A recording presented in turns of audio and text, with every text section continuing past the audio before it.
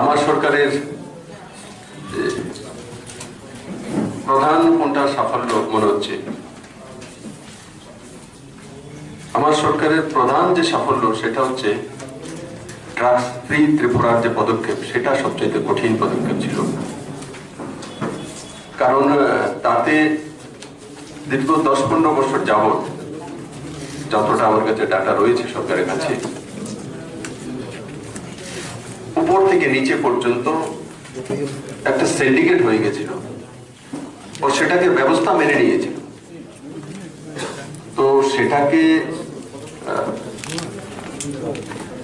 বন্ধ করা বা তার শক্ত হাতে লাগা সেটা কঠিন পদক্ষেপ ছিল। আমি দেখেছি অনেক জায়গা থেকে অনেক প্রেশার এসছে, কিন্তু আলটিমেটলি সেই কাজটা করতে আমরা সক্ষম হয়েছি।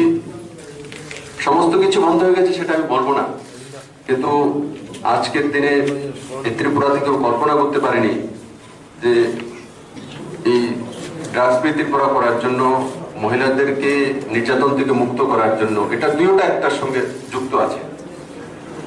তো তাতে 729টা কেস হয়েছে এনডিপিএস, আর 250 জন জেলে আছে,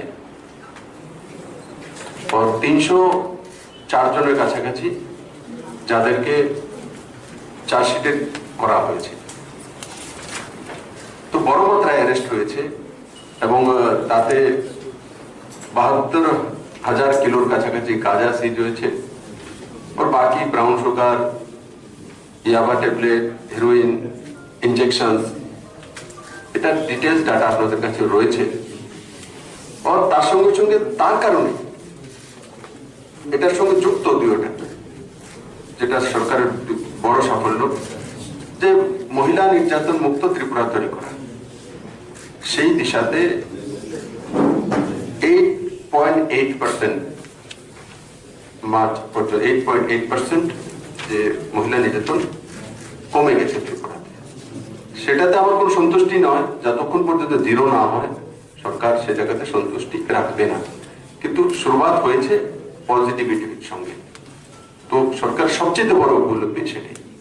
কারণ নির্বাচনে প্রতিশ্রুতি দেওয়ার পর সাংবাদিকরাও খেয়াল রেখেছে, অপোজিশন আমার বন্ধুরাও বিধানসভাতে খেয়াল রাখে, সবসময় বলে সেটা একটা ভালো দিক ত্রিপুরার জন্য। না হলে আগেও ম্যানিফেস্টো তৈরি হতো, কিন্তু যারা তৈরি করতো এরাও বলে যেত, আমার সাংবাদিক বন্ধুদের খেয়াল থাকতো না। কারণ কি, ওই ম্যানিফেস্টোতে কোনো কিছু থাকতোই না। আমি দেখেছি 2টা ম্যানিফেস্টো তার আগে বামফ্রন্ট সরকারের, তার মধ্যে কোনো কিছুই কমিটমেন্ট জনতার জন্য থাকতো না, শুধু দোষারোপ করা কেন্দ্র সরকারকে, এই ধরনের একটা ম্যানিফেস্টো তৈরি হতো। আমি খুশি আপনি যে কোশ্চেনটা করেছেন, জবাব দেওয়া সরকার সেটাই কাম্য। আমাদের নির্বাচনের যে সবচাইতে বড় যে বিষয়টা ছিল সেটা ছিল যে আমরা সরকারে আসতেই প্রথম ক্যাবিনেটে 7th পে কমিশনের বিষয়ে আলোচনা করব এবং সেটা আনবো। আমরা সেটা এনেছি প্রথম ক্যাবিনেটে। এবং রাজ্যের আর্থিক স্থিতি আপনারা অবগত আছেন এবং ত্রিপুরাবাসী অবগত আছে। ওই স্থিতিতে রেখে যদি কেন্দ্র রাজ্য এক সরকার না হতো, বহুদিন পর ত্রিপুরাতে কেন্দ্র এবং রাজ্য এক সরকার হয়েছে, তার লাভও ত্রিপুরা পেয়েছে। তো তার জন্য নরেন্দ্র মোদী সরকার বাজেটের বাইরে প্রথমে 750 কোটি টাকা, তারপর আবার 750 কোটি টাকা, আর 300 কোটি টাকা সরকার আসার কিছুদিনের মধ্যে এই যে এক্সট্রা টাকাটা দিয়েছে, তার কারণে আমরা 7th পে কমিশন দিতে সক্ষম হয়েছি। 7th পে কমিশন মানে 7th পে কমিশন স্কেল দিয়েছি, বাকি অ্যালাউন্সেস এখনো বাকি রয়েছে, কিন্তু 4 বছর সময় আমাদের কাছে রয়েছে। এবং আরো কিছু যে সুযোগ সুবিধা কর্মচারীদের ছিল সেগুলো আমরা এসে বাড়িয়েছি। এবং আমাদের লক্ষ্য যে সবাইকে নিয়ে কাজ করা এবং কর্মচারীদের যাতে এরা সচ্ছল থাকে, সেটাও রাজ্যের সরকারের প্রধান কর্তব্য। তার সঙ্গে সঙ্গে 7th পে কমিশনের সঙ্গে সঙ্গে যেমন আমরা আরেকটা কমিটমেন্ট করেছিলাম, যে বড় কমিটমেন্ট, যে যারা সোশ্যাল ভাতা পাচ্ছেন সেগুলোকে আমরা 2000 টাকা করে দেব। তো সেটা প্রথম ধাপে প্রথম কিস্তিতে আমরা সম্পূর্ণ ভাতাগুলোকে 1000 টাকা করে দিয়েছি। আর তারপরে দ্বিতীয় যখন আসবে তখন সেটাকে সেইভাবে করা হবে। এই দুটি যে আমাদের ভিশন ডকুমেন্টসে মূল ছিল দুটি। আরেকটি ছিল যে না, নজওয়ানদেরকে সেলফোন দেওয়া হবে, স্মার্টফোন। সেটাও আমরা বাজেটে 5 কোটি টাকা রেখেছি। এবার আমরা যারা গ্রাজুয়েট রয়েছে তাদেরকে প্রথম দফাতে 12,000-এর কাছাকাছি রয়েছে, আমরা স্মার্টফোন দেব। এই 3টি মূল বিন্দু ছিল ভিশন ডকুমেন্টসে, তিনটাই আমরা শুরু করেছি।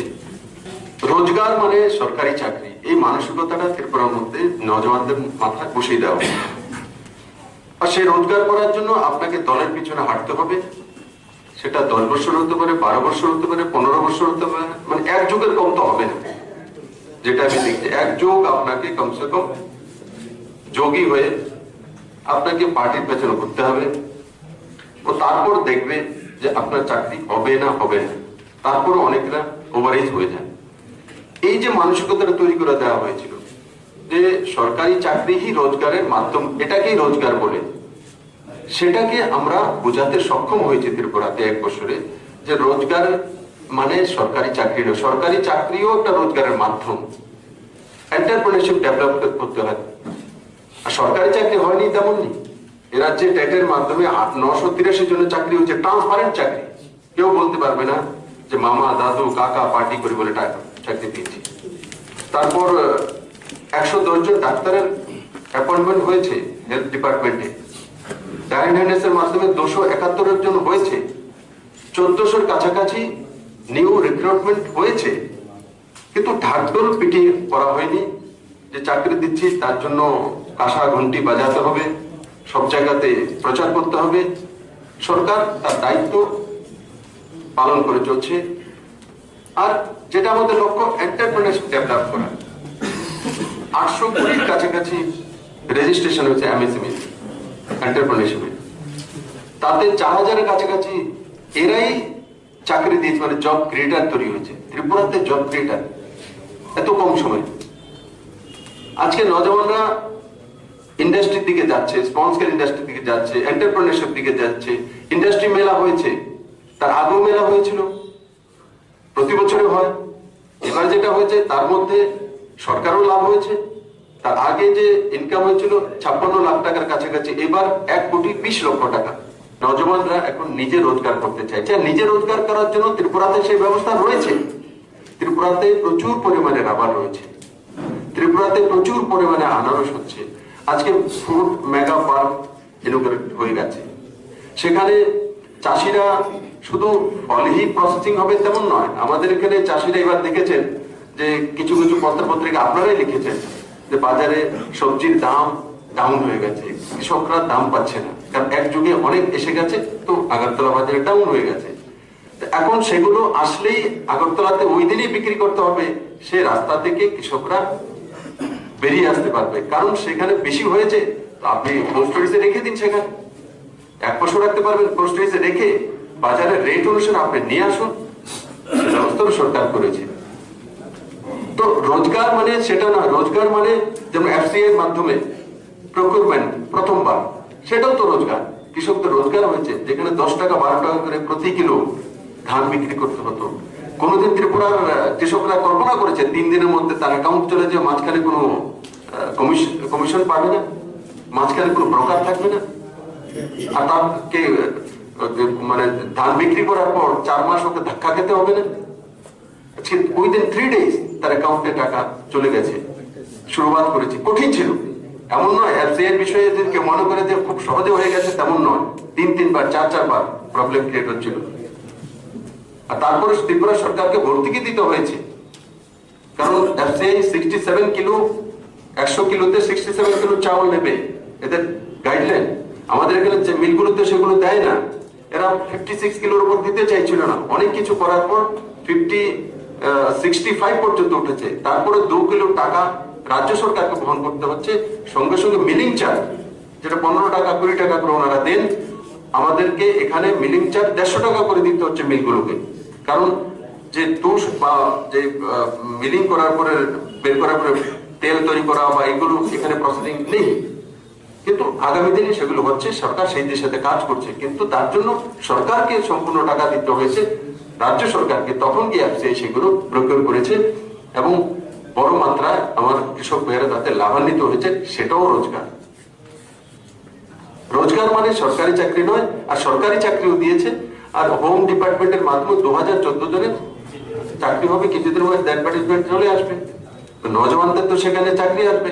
তারপরে সেখানে সেন্ট্রাল গভর্নমেন্ট হাইয়ার ব্যাটালিয়নের জন্য একটা রুলস করেছে ন্যাশনাল লেভেলে, যে না 10th পাস হতে হবে সবাইকে, SC ST OBC general equal qualification 10th pass. কিন্তু আমি মাননীয় রাজনাথ সিং জিকে ধন্যবাদ জানাবো যে ত্রিপুরার জন্য স্পেশালি নর্থ ইস্টে ত্রিপুরাতেই হাইয়ার ব্যাটালিয়ন এসছে প্রথম, এই নতুন রুলস করার পরে। অন্য রাজ্যে যায়নি, ত্রিপুরাতে এসছে ফার্স্ট টাইম। আর তার সঙ্গে সঙ্গে আমরা রিল্যাক্সেশন আনতে সক্ষম হয়েছি এসসি এসটি দের জন্য 8th পাসে, তাতে জনজাতি এবং এসসিরা সুযোগ সুবিধা পাবে। তো সেটাও একটা বড় উপলব্ধি। তো চাকরি হচ্ছে না, সরকারি চাকরি হচ্ছে একদিকে 1400, আরেকদিকে 2014টা চাকরি হবে। তো 3000, 4000, 4500 কাছাকাছি হয়েছে এক বছরে। 4500 চাকরি এন্টারপ্রেনারশিপ আর বাকি সব ছেড়ে দিন, তো জব হয়নি, তেমন হয়নি। আর সরকার সেই দিশাতে কাজ করছে বিভিন্ন ভাবে, যে পিপিপি মডেল হোক, এন্টারপ্রেনারশিপ ডেভেলপ হোক, নিউ ইন্ডাস্ট্রি হোক, সেই দিশাতে সরকার